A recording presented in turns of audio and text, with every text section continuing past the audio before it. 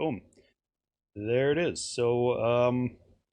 Welcome aboard, everybody. My name is Doobyis. This is Lee Reed. Glad to have him with me. We're doing a little interview here for a series I call Fly in Formation.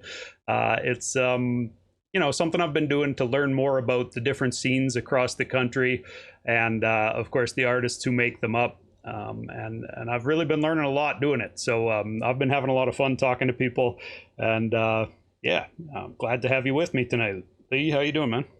I'm good. Thank you. Thanks for having me. Yeah, dude. I mean, we actually met like one time a decade ago in Edmonton, man. I would be surprised if you remember it, but it was at a little cyber cafe. We were playing a show just off White Ave in Edmonton, and yeah, man, I was really impressed. And from then on, I've been following your music, but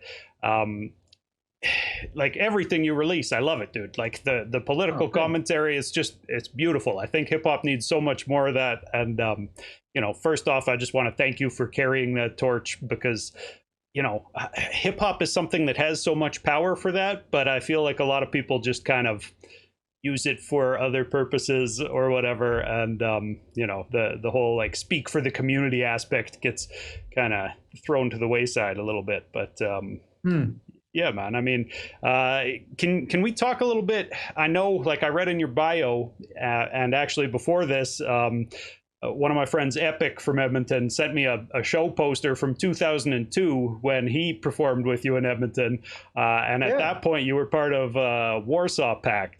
So can we start there at the beginning? Can you talk about how Warsaw Pack came about? Yeah. Well, first, let me interject just to say I didn't realize that you played that show that night. Yeah, man. Yeah. There was a magician there, right? That sounds about right. I wouldn't be surprised. Yeah. That was a crazy night, and I did not remember that you played that. I'm sorry. It's so nice to re-meet you. Yeah. I knew you like from chatting online. I'm like I've known this guy for a long time, and I thought I'd met you, but I didn't realize that you actually played that show. I'm sorry I didn't catch that. So, that's all good, man. I mean, opening acts, we sometimes get skipped over or whatever. It is what it is. But yeah, dude. But yeah, Warsaw Pack. Well, first, that show took place in a Ukrainian church in Saskatoon, I believe, was when we played with Epic and Pip Skid. And that was actually the first time that we went out west, I think. First or second time. It was early into our stint doing that.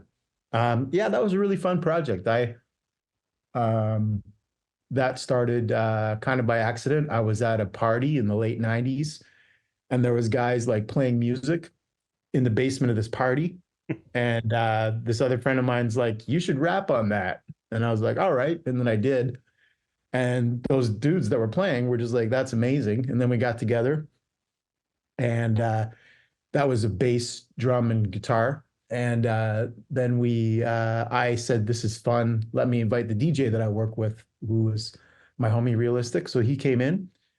And then our bass player saw some kids busking one night on the street about a few months after that, and was like, you should come to our practice. They were playing saxes and flutes. Dope. And yeah, that was basically it. And we all got along pretty well. And some of those guys I still see really regularly. It was a lot of fun. I don't know what to say. We had two. No, fair enough, man.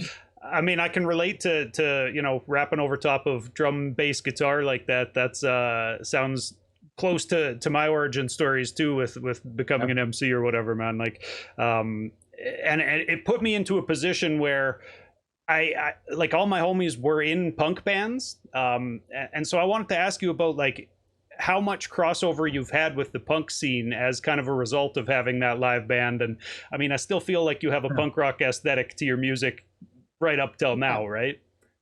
Yeah, like, yeah, that's totally a thing. Like, and it probably did start from doing that, from doing Warsaw Pack. We got picked up by G7 Welcoming Committee out of Winnipeg, which was the label that the guys from Propaganda owned.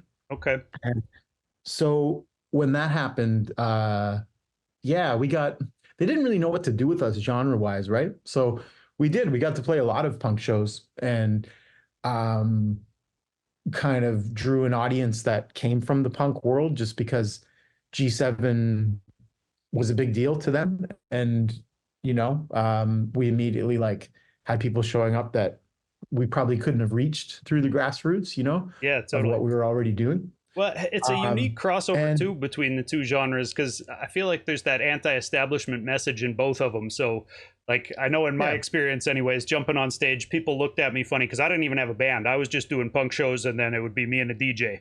mhm. After two punk bands played and before the next one went on or whatever, and Yeah, people and I would mean, just respond really well because it shared that energy, man. Right?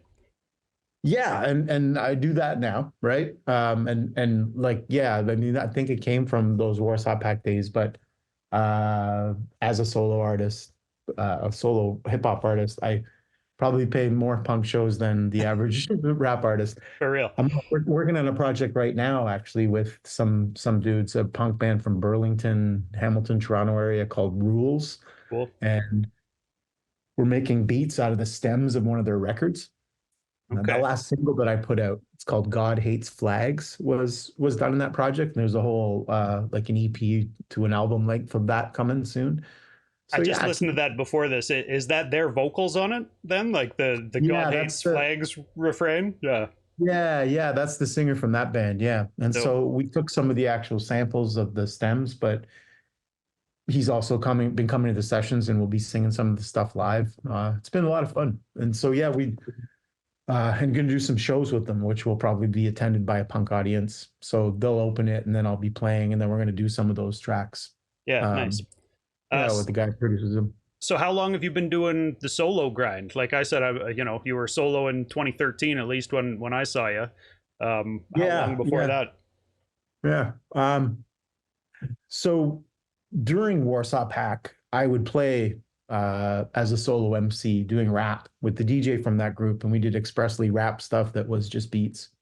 So I've been doing it as a solo rap artist since the 96. Okay, dope. The first Lee Reed stuff that I put out though was 2009. Okay, Before that, I rapped with the DJ from Warsaw Pack and another homie. It was called People's Republic, and it was a set of keys and a DJ and myself. That was short lived, and that was kind of the bridge between Warsaw Pack and when I just started doing Lee Reed stuff. right. Was there a break, or Um, have you been pretty consistently dropping music, all the way since '96? Then. I mean, yeah, kind of, but I'm just pretty slow, right? Like my last stuff to come out was 2018. I had breaks that were 5 years or longer. I guess 5 years is probably about my longest. Okay, And I yeah, got a couple projects this year. So I mean, I put out singles and stuff, but you know what I mean? Like other thing, my homie like K the Aquanaut, the guy's put out like 23 records or something, or 24 records, yeah. He's dropping albums in every less, month. Yeah. slightly less time, like he started in 2 years later than me and has done 25 records or whatever.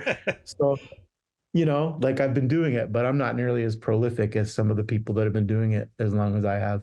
Weird. So, is the project that you're putting together with that punk group that you mentioned, is that'll be the next project we see from you? Or I think you Kinda, mentioned you yeah. had I two mean, on the way when I talked to well, you if I last. count that, it's actually three. So I've got this project with this punk band came out of nowhere, and it's just been really easy to write to. We're making a lot of room for guests and stuff, so I only really had to write like 16s. There's only a couple of them that are full songs. Right.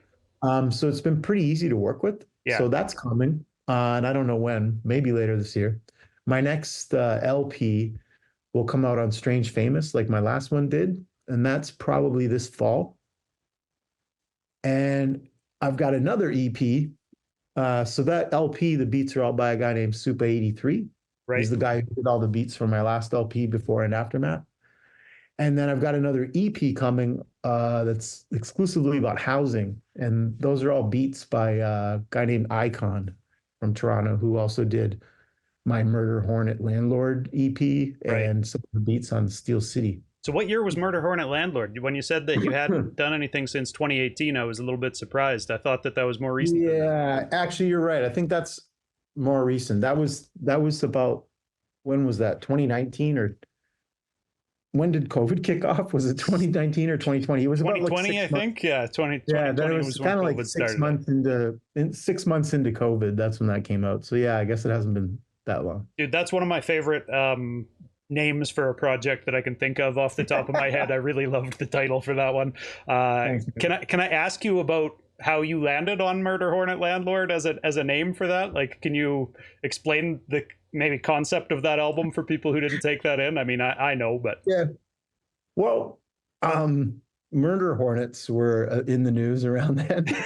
Um, yeah, I don't know how I kind of that string of words turned into an EP title, but the album is it's about COVID, but it's more about working class struggle amidst collapse, you know? yeah, Like it's about COVID and there's some like, very specific references about COVID in it and there being a pandemic and stuff. But the undercurrent of it is how are people surviving this and the issues around housing and food security and um, you know, yeah, things like that. So Murder Hornet Landlord, to me, in many ways, the worst thing about COVID was the period where, before Curb was heard of, where people were just like, how am I supposed to pay my rent right now? yeah, Like, if I spend this money on my rent right now, how am I going to feed my kid next week?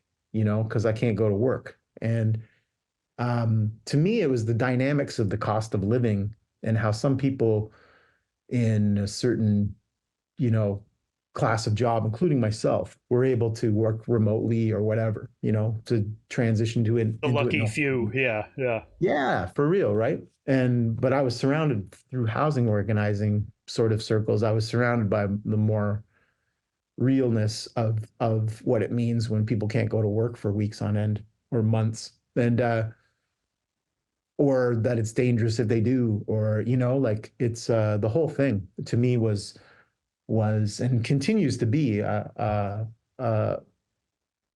about class warfare, basically, and the struggle of the working class to kind of like get through all this. yeah, yeah. I So think landlords they were figured thrown largely under into the my bus, man. picture of it all. Yeah. Yeah, that makes sense, dude. And myself, I'm no fan of landlords. I think right now the housing crisis is being exacerbated by it, and that there's a lot to talk about in that realm of how do we move forward to even begin solving these problems that we're looking at as a society right now. Like, it's a big question to ask an artist, but I did want to put it to you because I know for myself, if anybody asks me a big question like this, I always give a caveat that like, I'm just some fucking rapper, I don't actually know what I'm talking about, but I've got this idea or that idea. I feel like you might actually have a little bit more concrete idea of how, like, can I ask you what could be done to solve the housing crisis? Yeah,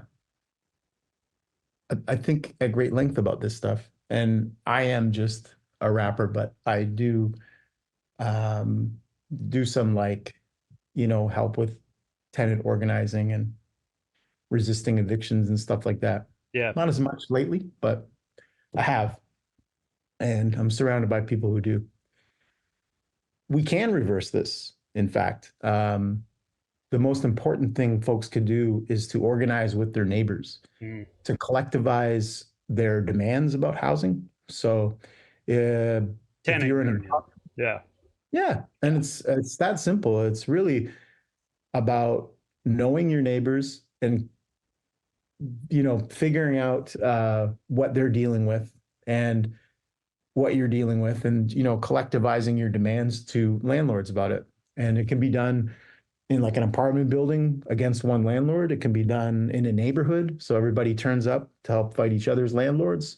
Mm. People can share information, find out, oh, that landlord owns those four houses. You can meet those tenants, find out if they have the same issues, and collectivize your efforts around it.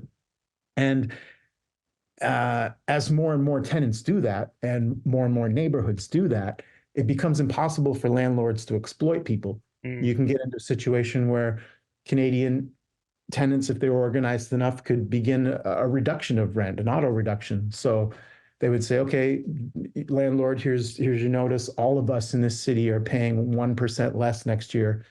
2 years after that, it's 3%, et cetera, until it gets to where it had always been agreed upon of affordable housing being between 20 and 30% of a person's income. Right. The decoupling of those things and making people live in circumstances where 100% of their income goes towards rent is unacceptable. Totally. And we can manage an economy without it. People want to blame it on immigrants or they want to blame it on this, that, or the other thing. The truth is, our MPs and MPPs are landlords. And the people that are the owner class in this country that have been making money off of housing don't want to give it up. So Yeah. they'll spin any tale to make it sound like it's, oh, what are we going to do? What we're going to do is we're going to reduce the rent. We're going to reduce the speculative price of housing and property. We're going to be reducing it 2% this year, then 5% the next year, et cetera, until it gets to the point where it's productive for the economy. People can do more with their paycheck than just pay their rent. They can go, because that's the thing about it that people don't get is like housing affects everything else. Like when young people are spending 75 to 100% of their income on rent, they're not going out to have beer and see music. They're not going to a restaurant. They're not buying music. They're not buying anything. Yeah. Do you know what I mean? Definitely. So that hurts all small business. That hurts all business. Yeah. Like landlords are parasites, straight up. Yeah. Like they add nothing to the economy other than for themselves. And the problem with Canada is that we financialize housing to the point where most people are invested in it. Like my retirement saving plan or whatever at my work is invested in owning real estate investment trusts. Right. Yeah. And like vulture corporations or whatever, right? That's what they call the Canada pension plan. The Canada pension plan is invested in real estate investment trusts. Yeah. Like our futures are invested in this. And the only way that we can end that is to like slowly at least, or hopefully quickly, like devalue those things because it grew a bubble. It's speculation. It's not real. Yeah. That house down the street from me is not worth $1.1 million. No, a lot of businesses are sitting there empty because they're owned by some corporation or investment fund, right? That it doesn't matter whether somebody's paying them their rent that month or not. They're going to be able to hold on to the property and watch the value go up. Right. But yeah, dude, what you said about forming together with your neighbors, that's so empowering because I think a lot of people are looking to, like you said, the politicians who are landlords themselves to fix this mess. And, you hear people saying, oh, this politician or that politician is doing this or that, and that's going to be the thing that saves the, housing crisis, and it gets the cost of living down or whatever. And I don't know if any of them are very invested in doing that. I don't see that coming personally, but for real. Yeah. Dude, can I ask you about, we'll switch gears here and get back to music a little bit, but when you are recording, and especially because, you said you're working with a lot of instrumentation, like with live bands a lot of the time. And that hasn't been over your past EPs, right? Those were mostly just on beats. Okay, so yeah. Most of the time that I perform is not with a live band. I've been working on this punk project, and my roots of doing Warsaw Pack, and I've done guest stuff on people's stuff, but I haven't had like a band set up. I had keys and turntables for People's Republic, right, in the early 2000s, but Okay, yeah. Well, thanks for clarifying. So what does your writing process typically look like then when you're sitting down to make a new song? Yeah.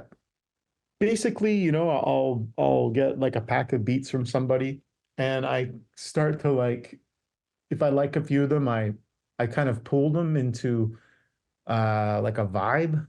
I don't know how to word it, but I tend to kind of group things together that I think sound sonically similar. Is kind of how I earmark projects, right? I guess, a good way of putting it. Yeah.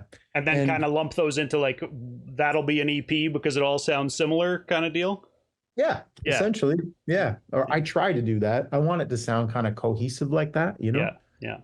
I have done projects where there are multiple producers. My first full length had multiple producers. The Steel City EP had multiple producers. But yeah, I was trying to curate a vibe, still a sound sort of, Yeah, totally. So I kind of do that. And then when I actually write, really slow at writing, to be honest. unless something really bonks me on the head, it can take me a long time to write a song. So you chip And away at the typically same what I verse do, over the course of a while. yeah, yeah. Or really what happens is I write some stuff, like sometimes full verses or even a song, and then 3 days later I hate it. So that's all I That's mean. the I'm like struggle. Yeah.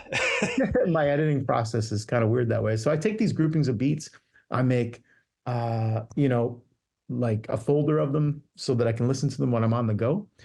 And yeah, I kind of bump them constantly in between things when I have time. And then when I have a stretch of time, like an evening or a weekend day and I'm free, I kind of try to elaborate on that, some of the stuff that has come to mind. Right. It's hard to find time to do it now, like at my age and my station in life right now, if I can be honest, like making time to write is kind of difficult. So I do the last number of years, I'm doing a lot of it on the fly and in pieces. And um, Do you pick up a yeah, pen, or is it punched into your phone throughout the course of a day? you know what? I used to be a strictly pen guy and I still do, but lately, when I get to the point where I think that it's going to be a song, I type it in my phone Yeah. because it's become so easy to share lyrics that way and to like, I don't know. But I used to be a pen guy. I still do. Like if I'm in my infant stages of a song, I'm probably sitting with a pen. Yeah. I mean, the Uh, phone is so convenient, and you can kind of chip away at stuff too, a line here and a line there, and go back and edit right. stuff easier too, or whatever. But yeah, Absolutely. And you can read what you wrote 3 days definitely. earlier. Yeah, yeah, exactly. Yeah, If your handwriting isn't isn't very clear, I guess, yeah, that's what you're referring to there. Um, that's it. Yeah, man. So, how about recording? When it comes time to record, I talk to a lot of different artists and ask this question all the time. Like, do you enjoy kind of like a party studio vibe? Like, do you have people in studio with you, or are you locked in, just you and an engineer to, Yeah. yeah, Nah, mostly. I mean, I do some stuff with there's a collective of guys that I work with, Rhyme Think, and we record at my homie C's place. And right? sometimes it'll be like four of us there. And it's a lot of fun. Like it's fun. And I enjoy it and I like writing with those guys and vibing with them. So I do it. But when I'm recording my own record and I'm like paying for the studio time and I'm, trying to knock out XXX in 3 hours or whatever, Yeah, nah, I don't like sometimes a homie will be like, can I come through? And I'll be like, sure, if you sit there quietly. yeah, You know what I mean? Like I fair don't, enough, man. I'm not there to have you yelling or anything. So yeah, I take it pretty seriously when I go into studio. I like to in recent years, I, it's what I want to do and what I actually do. What I try to do is to be at the point where I'm like ready to perform the song live instead of doing much reading off of the phone. Right. I find that that's a really smart thing to impart on younger rappers and something I wish I could always do because I don't always do it. Yeah. But Actually, I this agree 100%, man. I always talk about how people in bands, like I was saying, I came up around guys in bands, and those guys would write a song and then run around and perform it 60 times before it was ever time to record it, right? So by the time that they're in the studio, everybody knows their parts and it gets knocked right out or whatever. But with hip hop, everybody wants to, write the verse right there in the studio, jump in the booth, do it a few times, and then like call it a day, and pick the best one or whatever. But yeah. It's true. And you can do that to good effect, and lots of people do. Yeah. Lots. And going back through time, right? Like back in the day, people would write in a pad and then stand there and read it, like um And it's been going sometimes on the energy forever. works, right? Sometimes that'll, Sometimes it does, and yeah, sometimes the way you said it is perfectly how you wrote it or whatever. yeah, But yeah, I just find that like I like to really know what I'm about to do before I go and record. I've got an idea of what it's going to sound like, and I try to get to that. And sometimes that fails me. Sometimes I go like I listen to it and I go like, oh, why did I think I should do that so aggressively? And then I'll go and record it, and that's kind of my process. I'll do a bunch of recording. I get the bounces from the guy like unmixed, and I just listen to my performances a few times, and I keep the ones I like, and I go back and fix the ones I don't. yeah, yeah. Usually I have an idea of what it is that I want to do when I go into the lab. Nice, man. Yeah. Another question that I ask a lot of artists is about where they get more fulfillment from, whether it's on stage and actually performing the songs, or whether it's in just creating the songs. And I feel like your music might be cerebral to a point where just the cathartic release of making the song might put you in that camp. But yeah, where do you stand on that one, man? Well, traditionally, I've been driven by live music, like throughout my career. It's been the thing that like I look forward to doing about music. I Yeah, put like making videos is like my least favorite thing, recording is somewhere in the middle and performing was my favorite. yeah, Um, but that said, I've been doing more writing of projects that I won't maybe even ever get to perform, like doing guest stuff for other people that are like outside of the country or like, um, doing something for a band and, not, they're not going to take me on tour to do a song, you know what I mean? yeah, So like stuff that won't really be presented that way. And I do really enjoy uh, the older I get, the more I enjoy the process of writing and fussing over it and like trying to make it perfect, yeah. more than I did when I was younger, I would say. Makes sense. But I still really do enjoy performing. And I think that it keeps me young and like keeps me, uh, it's a great like outlet for pent up anger and like frustration and anxiety. It's the only exercise I really get. So, you Yeah, know, fair I enough, man. gotta, yeah. Yeah. Can I ask you about like I feel like a lot of your music obviously is very conscious. People probably call it woke. Um, that's a good question. What do you feel about the term woke? Do you feel like you make woke music? It's almost a I'm, double-edged sword at this point. That word, right? yeah, I mean, I would say I guess I do, or other people would say that I do. That's all I've ever done though, and I've been doing it since the 90s. So I don't really think of it as hashtag woke Right. or like being awake to the current thing. Fair enough, Um, man. I think awake for a while is a better description. Uh, Yeah. yeah, I don't know what to say to that. I guess Consistent. Yeah. I guess it's woke. Yeah, fair enough. No, I just wondered. It seems to be a very polarizing term. Some people, hate that term or whatever. So as soon as it came Yeah, out of my yeah. mouth, I was like, well, I should see what you even think of this. But um, another question, though, is do you tend to listen to more conscious leaning music and more political leaning music, or do you find yourself enjoying kind of hip hop from all the different lanes as well? Yeah, I enjoy all types of hip hop for sure. Absolutely. I would say that my my relationship to like politicized music or like revolutionary or radical music is that I'm apt to give it way more of a chance Yeah. and I'm way more apt to put it on. Like there might be some BS rapper from Hamilton that I like that's, you know, a B plus rapper, um, say, but raps about whatever. I'm more apt to put on the C plus political rapper, and to kind of try and help people that are doing that type of music. Yeah. Uh, that's what I'd say about it. But as far as like what I enjoy listening to, if I find somebody that's making like dope revolutionary music, I bump it a lot. Can I ask you But specifically what you've been listening to lately? lately, well, I mean, the past year, probably more than anything, I've been listening to like Billy Woods and the stuff on Backwoods. Um, that whole camp, like I love that stuff.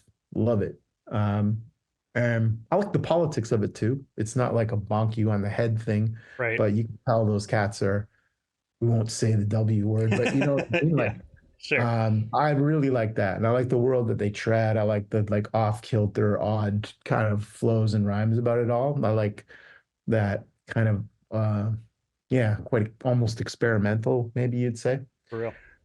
So I've been listening to that a lot. Um, Do you spend much time listening to music, or I know a lot of no, guys are in a creative lane where they just, yeah, think about their own output.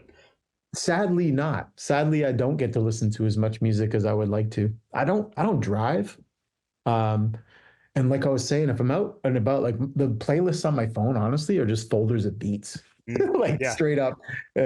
Like that's almost all I'm ever listening to. So I take in a lot of beats. But yeah, as far as like rap I'm listening to, yeah, I'm trying to think that that's probably the most notable thing of the last like year and a bit for me. fair enough, man. Another thing I ask everybody is, do you buy music? Because I know that, we all run around and we encourage everybody to buy music, but I feel like, music is almost at a place in society where like it's just free at this point. A lot of people look at music and I still buy music. Everything I play on After the Smoke is Clear, I buy it and, just buy a Like, digital single of it to push out to the world or whatever. But, well, and because it's like tipping, right? It's like a, here, I support you, here's a buck kind of thing, right? I yeah, feel like it stacks up, or it would stack up if other people bought digital singles anyways. But yeah, man, do you buy music?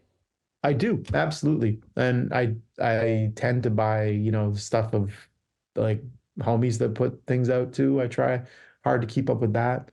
And I buy music when I go to a show. If it's like a touring act, buy a CD or a record.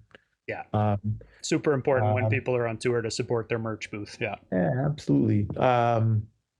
But Bandcamp, I would say, is probably my most common way, and digitally downloading things is the most common way that I buy music. Yeah, I don't always buy music. Let's be real. I fair. don't buy everything that I ever listen to or anything. There's lots of stuff that I'll listen to on YouTube or streaming sites or whatever. Like we were But saying, man, rent is expensive. Rent comes first, right? And it yeah, is, it is, until we can get that one down a little bit more, then yeah, right? people won't have much money for Yeah, a lot of things. Yeah. for real. But I Um, do try to support. I try to support the homies and yeah, yeah, you know. man. Speaking of bands coming through on tour and buying merch from them at that point,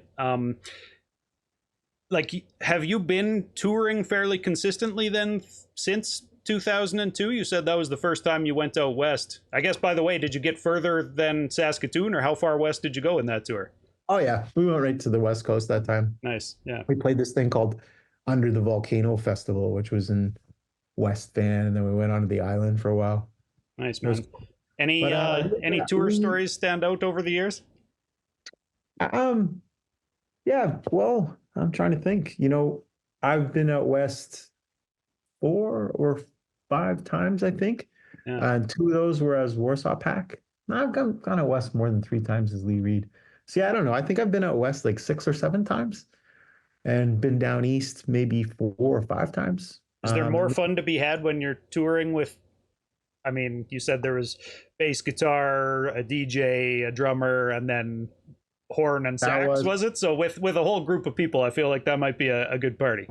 there was 7 of us in the band, and we would bring somebody. So there was 8 of us in like a 15-passenger van that was like crammed, and it was fun. It was fun. It was like a logistical nightmare. And every time we went to go anywhere, like it'd be like, okay, we're ready to go, and then it's like, where's a Jeep? Like, oh, he had to go to the washroom, and like just like every time we go into a restaurant, they'd have to rearrange furniture. Every time we went anywhere, it was just like a small army. But it was also fun, and also uh, easier to like share the burden of watching gear, or this guy can go there and that guy can go there. So yeah, it was pretty fun that way. Yeah.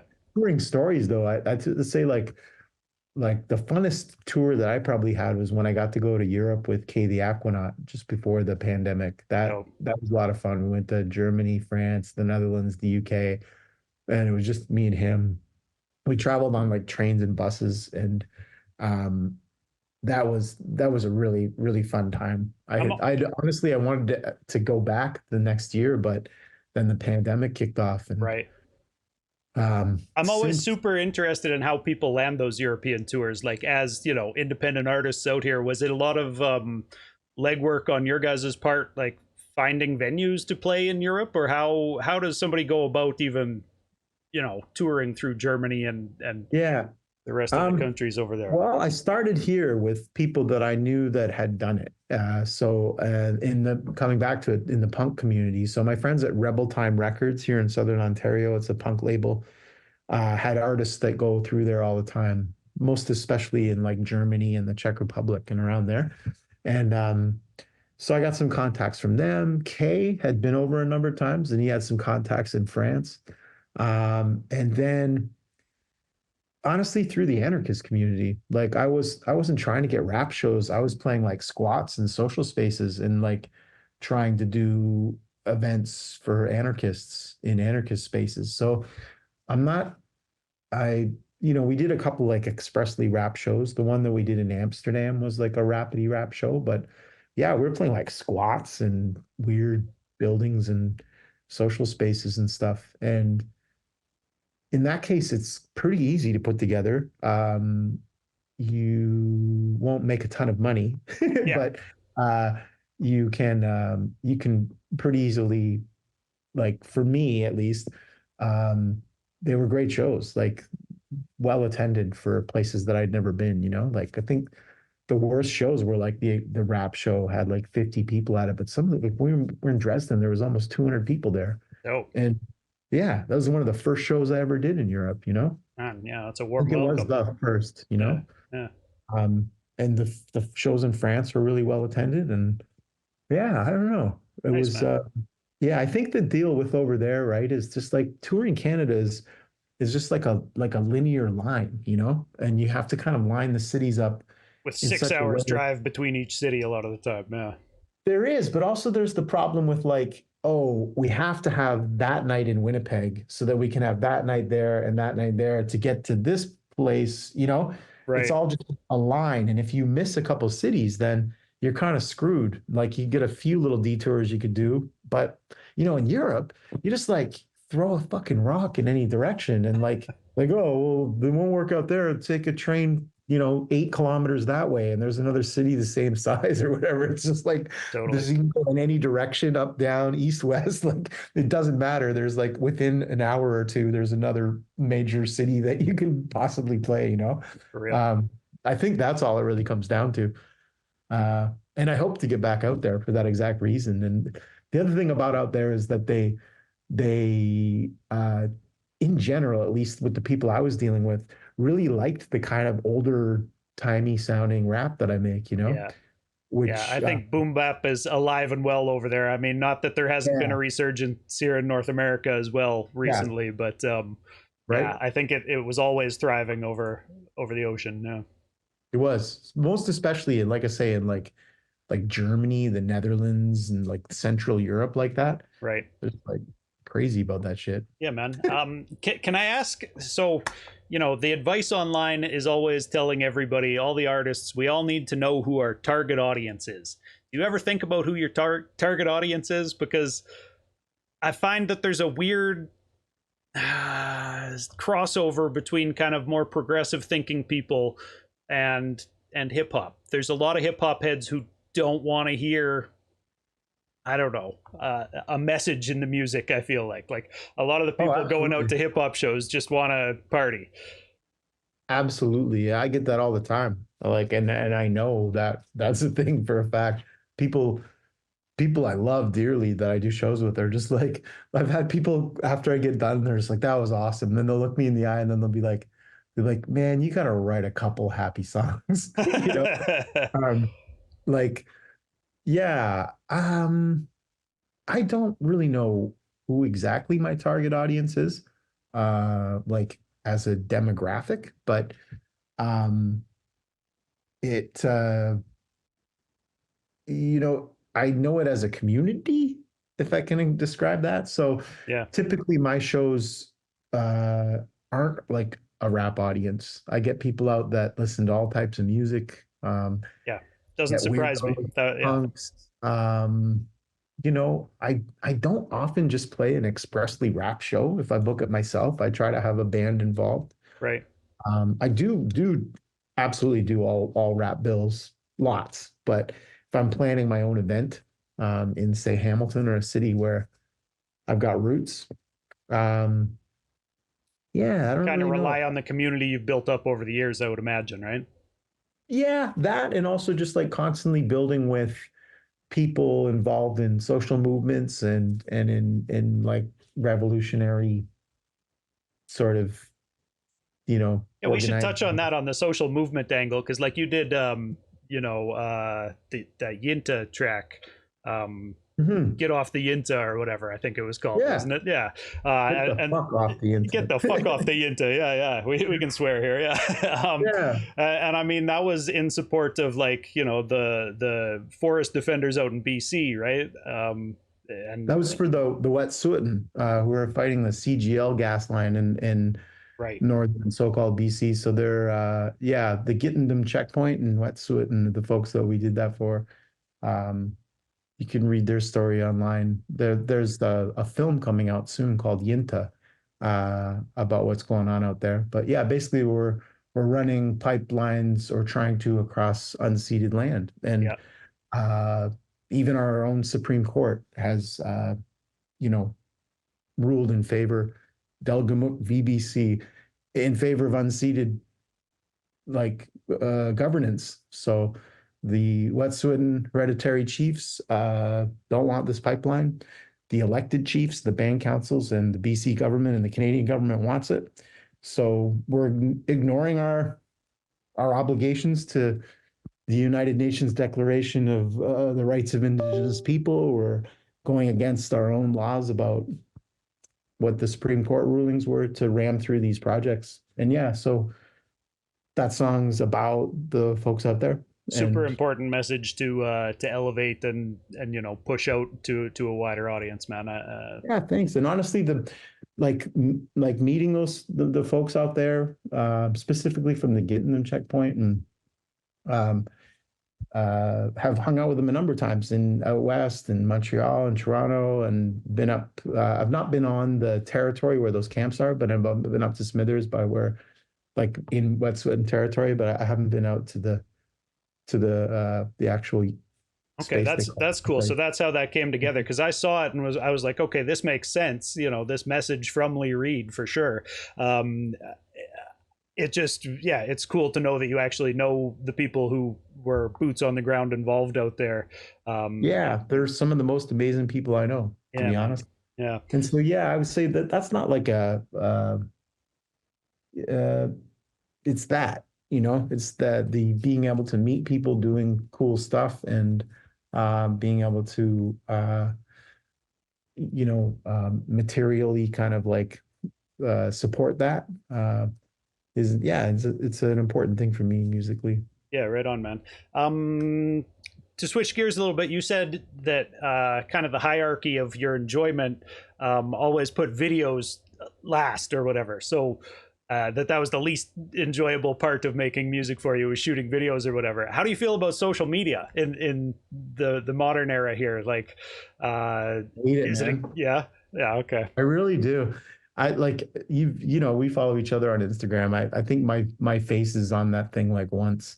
My buddies bug me about this. Like, I don't know, something I got to get over maybe. I don't know. I just the whole living our lives online as spectacle for everybody to see is really weird to me. yeah. I think it's partly a symptom of my age and all that, I but think it's natural, man. like, Honestly, I hear that sentiment from a lot of people. It's one of the reasons that I decided to start doing this series or whatever was because like it's a way to make content, right? We can chop a clip from this and say something, meaningful and put that online and still get it out to the people who are just scrolling on their phone a little bit better.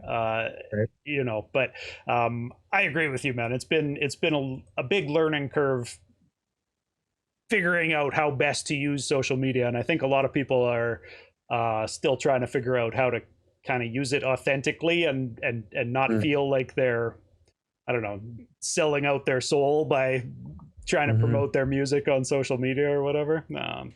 Yeah, promoting music on social media is really tough. It's really tough, and it's like it's just like, yeah, I don't know. There's the layer of like how much of your heart and your soul you have to put out there to be like, please buy this thing or Yeah, whatever, or find inventive ways of doing that. But there's the fact that like you feel like a douche doing it because there's just so much crap going on in the world that you just sound like another, you know, like this is unimportant compared to definitely. Yeah. the cascade of fuckery that's streaming Constantly. through your right. Yeah. Yeah. Yeah, so it is tough, and I don't really like it, to be honest, and I'm not good at it. I'm really not. I try to make nice like imagery and art and stuff like that, and when it comes to it, I will, I'll make at least 2 videos for every record or whatever I got to do. Yeah. But I mean, you're killing the interview, man. Any interview I've seen you do, you're very articulate and able to put your thoughts together for the world. So like, I think thank that you. this might be the way to get you some content, man. Chopped clips from various interviews that you do and post those. Call it a day, dude. Nice, yes. I'm gonna start like I'll have like a pipe. Yeah, really go for the image. Comfortable I chair. was joking the other day. I noticed on TikTok, I looked at TikTok stats, and don't ever look at TikTok stats, man. The average video gets 1.4 seconds view time on my channel, and so I was joking with one of my friends about how I got to start just like making ridiculous faces to start clips with or something. Like how do you hook somebody in 1 second when they're just scrolling past? But yeah, constant struggle, learning curve continues. I guess. Can I ask you, this is one, it's a little bit of a hot seat question, but you're a politically inclined guy. And I've asked a few other artists this, and they haven't hated me for it, I don't think. But does hip hop inherently lean toward either side of the political spectrum, in your opinion? Wow, that's an interesting question. Yeah, it's one that I've kicked around for a long time, man. Yeah, that's really tough. Like, you mean just to take all hip hop music as a That's whole? the thing, is such a big umbrella. Yeah. I mean, I'd like to think that it swings to the left. I feel like, especially in its roots and foundation, is baked in a kind of anti-establishmentism, even when it's capitalist. Yeah. The distaste for cops and courts and prisons and just overcoming odds, I feel like, is really baked into it, right? Right. So I want to say that that's the case. Perhaps less and less so in the mainstream, though. I suppose. I mean, I don't know. I don't even know about that. Like, it's funny, like, I think that in general, well, it's reflective of like look at this situation with Biden and Trump, or like, say, maybe that's not a good example, Biden and Trump, but the Dems and the Republicans, like, whose concert do you want to go see? Like, you want to go see Ted Nugent and whatever, Yeah. or like, I don't even know who else Kid Rock, Yeah. Ted Nugent and Kid Rock, or every other rap artist in the world. You know what I mean? Like, I think we do lean to what would be called left. Yeah, I would agree. I think most artists in general lean toward the left, even outside of hip hop. I'm with you on that one. But sadly, the Democratic Party is not left. So that's where it gets complicated, and how I don't know how to answer the question. Fair enough, man. No, that's are people revolutionary left within hip hop? I don't know. I think we're more like, not many. Hip hop's politics is kind of like mush middle liberal. Yeah, I would say. Yeah, totally. Everybody likes to say that they're for the community, right? That's a big one out there, that the people will run around and say, oh, we like to support the community and we're here for it. But yeah, when it comes time to, it's questionable sometimes. Let's see. So, a couple of rapid fire questions for you. I'm just going to ask, how important is this or that? You can be as elaborate as you want, or as brief as you want on it. But how important is a good stage show? A good stage show, as in, if I'm rating you as an artist and I've come to see you, or my experience of doing it? I'd say, well, either way that you want to answer them. I mean, if you want to answer for yourself, go ahead. If you want to answer for other artists, how important their stage show is, go ahead. No. I believe that if you're going to be out there doing live music, that your stage show should be very well polished and very well done. If I have a bad show and I can tell that I had a bad show, it honestly haunts me. Like, I'm still thinking about this bad set that I had in the summer at some festival that I did. It drives me mental thinking about it, I think I take that stuff really seriously. And I think that you should not be just jumping on a stage and rapping all the time. If it's your hometown and it's a cipher and there's a bunch of people, that's one thing. But Right. like, don't approach your live show like that. Like, make sure that your shit is like thought out and ready to go and polished. Yeah. I think it's super important. If I see like one of the biggest bummers to me ever is when you found like some person, you're listening to them, and you're like, oh, they're on this bill, make sure we get there early enough to check that. And then you're like, what? Like, you know, um, They're up there this, rapping over their own vocals or something. Yeah. that, yeah, Let's I not do can't get that. over that. Yeah, let's Yeah. not even go there. But yes, yeah, I think it's real important. You Yeah. should have a Right on, man. polished live show. It's one of the things that's within your control, you know? Yeah, Get definitely. together. How important is getting grants to a Canadian artist? Hmm. I think most people would tell you that it's imperative. I haven't had a grant in 20 years, but I also haven't applied for them. So um, I think if you're a actual working artist and your full-time job is music, then you exist on grants. Yeah, for real. I think a guy like me could smarten up and probably apply for some and you know, uh, Take some time off work. maybe. Yeah, But yeah, like I think if you're a working artist in Canada, you live on grants. for real. Yeah, Yeah. sadly, like If they're giving away money, you might as well sign up to get it. That's my opinion on that one for sure. How yeah. about how important is it to open for big name acts when they come through town? Hmm. Um, I've been doing this a long time, and I think yeah, I'm of two minds. First of all, I got the record deal with Strange Famous because I opened for Sage, and he was like blown away by my show, and that's how we started talking about putting a record out with them, and that's given me other opportunities. But if this is like a kind of like pay to play situation, Right. or people are like, yeah, why don't you open for this insert hot artist name here? There's like 12 artists on the bill, and if you sell the most tickets, you're on just before him, and if you don't sell that many tickets, you're on this side of it, and all these kind of like pyramid schemes that are built around big names. Yeah. Eat it. That's the worst crash there is. Don't do that. 100%, People man. that do that are con artists that won't pay you properly, even if they get all the money they thought we were going to get. That Definitely. whole thing's a scam. Yeah. Don't even do it.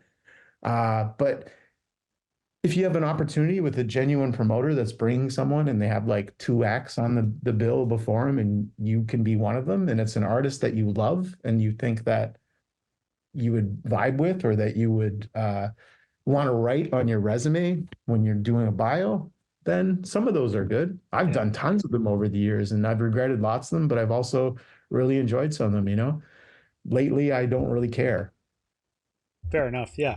I Yeah. think it's also important to pick and choose between which big name act, right? And Yeah. choose acts that you might kind of vibe with their crowd and vice versa, Yeah. right? Yeah. Absolutely. Um, how important is an MC's fashion?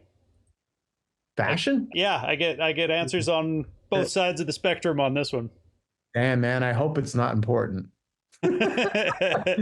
It's not important to me. I really hope that it's not too important to everyone else.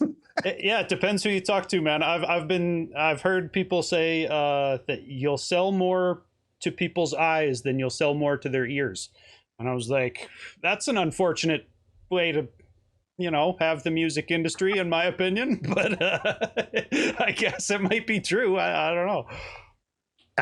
Man, I've never really thought about it. Fair. I try to look So not very important. not very important to me. I try to look like a lunatic when I'm on stage. That's my whole vibe. I Perfect, want man. make Um, people uncomfortable. how important is listening to legends of hip hop Hmm. Um, and kind of knowing the roots of hip hop? I guess rolled into that. yeah. I feel like that's a funny question because I grew up at the age where that's what we listened to. Yeah, So it's not like I did any deep studying or homework on the you were subject. tapped in because it was Like pop I culture. Yeah, just happened to be there when it happened. So it was like what was around. But I do think about the youngins nowadays, and I do really like the idea that a lot of them invest the time to go back and listen to older legends. For me, it isn't really like a thing that that I'm like pride myself on because, like I said, I just, to be honest, if I was like 20 years younger, I wouldn't know about these guys. I wouldn't have, I wouldn't have gone through the process of listening to all the hip hop that came before me. But I was actually listening to hip hop in the early 80s. You know what I mean? So, yeah, I feel like it's kind of, it's easy for me to say, it's real important you listen to the legends, kids, Yeah, because I've yeah. already listened to You the were shit there out of it, listening right? to it. Yeah, Right. makes But sense. I do have a lot of respect for people that like for me, to be honest, that's keeping up with what's around and keeping up with the eras that I was in my late 30s or 40s or whatever, and I wasn't, you know. So to me, the idea of like uh looking back and seeing and doing some studying on like what was great around then and what, why this? Where did this go? What was this whole movement? What was this whole sound of that city, I love people that go nerd out on rap music like that. Yeah. And a bunch of my friends are like that. I sadly don't have the time, I find, to be like that as much as I'd like to be, but I Can have a I lot of flip the respect. question since Sure. you were saying you were around for the old school stuff as it was Hmm. new. How important is it to listen to current hip hop? For a guy such as yourself. Yeah.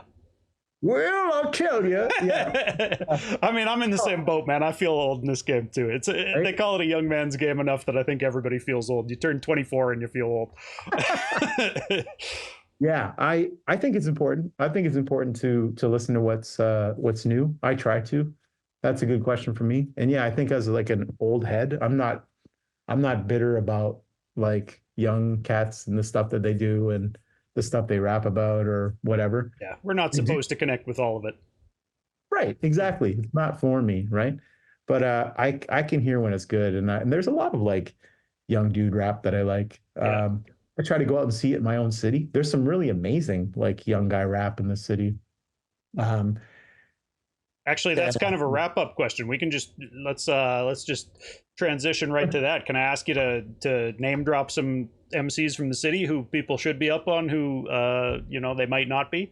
'Cause I love sure, yeah, sharing the spotlight with yeah, yeah, many you bet. artists as we Well, can. there's some. Well, if we're on the topic of young artists in the city, I would say probably one of the most interesting to me is a young cat named Dakai, spelled like duck, like quack quack, and then AI. Okay, This homie's like makes beats, raps, sings, works with instrumentation, just really inventive and really great. I've seen live and has a really interesting like vibe on stage. I think that kid's going places, to be honest. nice. Um, It's a new name and for me. I'll check them out. yeah, look into it. Uh, Buddha Abusa, great local artist. Roa, these are all young cats, like I said. LT the Monk, um, James Favron, all those sort of young guys here in Hamilton. I like what they're doing. It's again, it's like not always my thing, but I really respect the hustle and they take it seriously and they do it seriously. There's a Their certain crowds are level good of vibes. craftsmanship that's just going to ring Yeah, through to anybody who likes hip hop. yeah, I think. yeah. Cool, And man. then like kind of older cats in my city. There's an MC named the MC. His name's Matthew. He's like a rapper from the city, and he's like I think in his later 30s or early 40s, maybe in that age range. I think That there's guy I am familiar with. His yeah, stuff I have played on After the Smoke is Clear. Yeah, he's dope. yeah. And a really good guy. The High Cats from here in Hamilton. They're around that same age. I feel like funny. I don't know if I'm getting that right, but I think they're around there, around 40. And they're like kind of like party Hamilton, dope, smoking kind of rap. And I like them. I see them a lot. I'm trying to think. My homie Tariq from Hamilton, obviously, Tariq Funk, Mother Tarika, Right. making music with Tariq since like 2010 or 11. We do tons of shows together all the Wait, time. that's the same dude, Tariq Funk and Mother Tarika? Yeah, Okay, I'm familiar with Mother Tarika. Yeah, for sure. yeah, Yeah, yeah. okay. So that's an old homie of mine. Um, yeah, I would say Nice, I'm man. trying Yeah, to that's think. a good list. You gave me Yeah. plenty of names there. Yeah, and lots of them Oh, were people I haven't checked out. So that's another reason I ask people this is because I want to know, who's actually dope on each scene and who gets respect from the artists who I respect and want to talk to, so that I can play their music for a wider audience. Right? It's all about just building that network. But another question I ask everybody before they go is, can you describe the local Hamilton scene? Uh, as far as the hip hop scene goes, it sounds like you're out and about in it, to be able to rattle off that many names. Yeah, and I've seen all those dudes play. I mean, Hamilton's never had a thriving rap scene. It's a pretty. I, we live in Toronto's shadow. Toronto is like cranks out so much great hip hop. Yeah, It really does. yeah, And we live in the shadow of that, both from like an artistic and a kind of like infrastructure standpoint. So it's like um, we're so close to Toronto, like it's less than an hour's drive, that it kind of like makes it hard to have ever approach the type of infrastructure that they have in Toronto for rap, because people just go to Toronto. yeah. If they're Fair doing enough. well in Hamilton, What's the they'll drive start between telling people to come to Hamilton Toronto. and Toronto? How long does it take? It depends on traffic, but if there's no traffic, like 45 to 60 Oh, minutes okay. Yeah. from All right. downtown to downtown. So the Hamilton scene's kind of just always had fits and starts and kind of uh, peaks and valleys and sort of notable artists. And because the community is so small, there are a bunch of us that I see at shows, and everyone's very friendly and everyone's cool to each other, and we try to support each other and whatnot. But there's been very few like breakaway artists from the city. Mm-hmm. Um, and in fact, one of my favorites actually is living in Edmonton now. Is that where you're broadcasting from? So Uh, the I'm in homie Lethbridge actually right now. Oh, Yeah. are you? I'm Yeah. sorry. I'm sorry. All good. My I used homie to live in MA, Edmonton. Yeah. MA, look into this guy. EMAY, MA. Okay.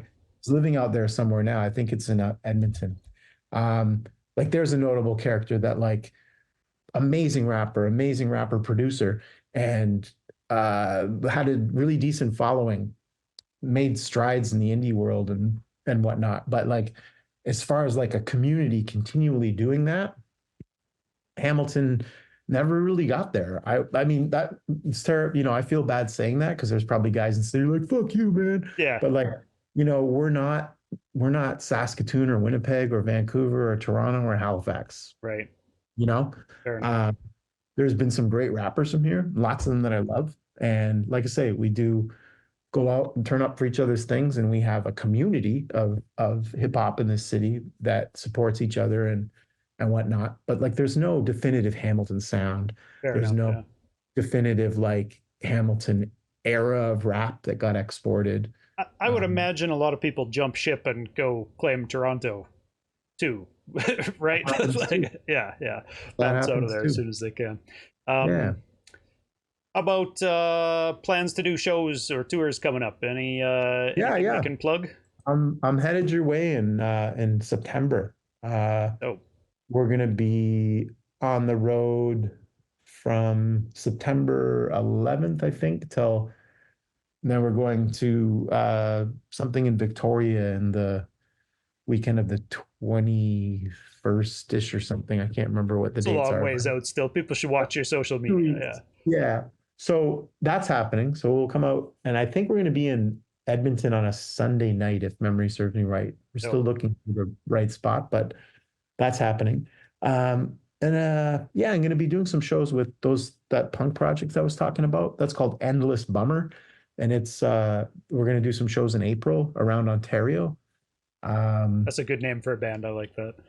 Yeah, Yeah, or a good name for a project, I guess. yeah, yeah. Yeah, but I probably, to be honest, I got that record coming out in the fall. I'm going to go out west and around Ontario with it, so I probably won't play too much over the spring or summer just to get people more hungry for it. For real. Well, and you said you're working on 2 or 3 projects still, so I'd imagine you got to put some creative effort into that over the summer too. Yes. Yes, yes. What's the best way for people to support you or other artists that they like in 2024? Buy music on Bandcamp. I would say attend some live music if you can. Um, if you are an artist, help artists from out of town to get out of their town. Yeah. Um, yeah. Those are great tips, man. Yeah, Yeah, that one has a stock answer. I just like making people say it so that anybody who's watching gets it drilled into their head repeatedly. Go Right. buy music, people. Yeah, dude, I appreciate your time doing this. It's been fun chatting with you, and I'll do my best to keep pushing your music out to a wider audience with After the Smoke is Clear. So Thanks, man. I know you do. I appreciate that. Thanks, man. All right. Appreciate Thanks, you. dude. Have a good night. You too, homie. Peace. All right, so that was Lee Reed, and I really appreciated doing that. That was a lot of fun. Appreciate people coming through in Twitch chat. If you don't know, make sure you check out After the Smoke is Clear. That's the name of my weekly mix show that I do with my good buddy DJ Dice. And you can find that at mixcloud.com/Doobyis right over there. And every week we put out another hour worth of independent hip hop from across the country. Try my best to cover coast to coast. And like I was telling Lee, I try my best to tap in and, actually find more and more artists to play on the show, keep things fresh, and just always exciting over on AtSick Radio. So make sure you check that out. As well, Doobyis.com is the hub for everything that I do. You can find, I do like a blog post. I hear blogging is dead, but I'm still doing it just because I like writing and I really like obsessing about music. You know, Lee said he knows guys who are kind of hip hop nerds. That's definitely me. I'm a self-described hip hop super nerd. I pay as much attention as I possibly can and do my best to just push it out to a wider audience. So in that, I also am doing this Fly in Formation series, and coming up on February 13th, I'm talking to CX to the World. February 20th, I'm talking to M Prime. And February 27th, I talked to Jimmy Burnett. All 3 of those guys are Edmonton-based artists. All 3 of them are dope. I'm looking forward to all of those. And currently, I'm booking more interviews for March and April. So stay tuned. If you enjoy this type of content, make sure you hit follow Twitch TV/Doobyis and come by on Tuesdays when these things happen live. It's normally at either 3 in the afternoon or 7 at night, depending what people's work schedules are like and depending what time zone they're in. But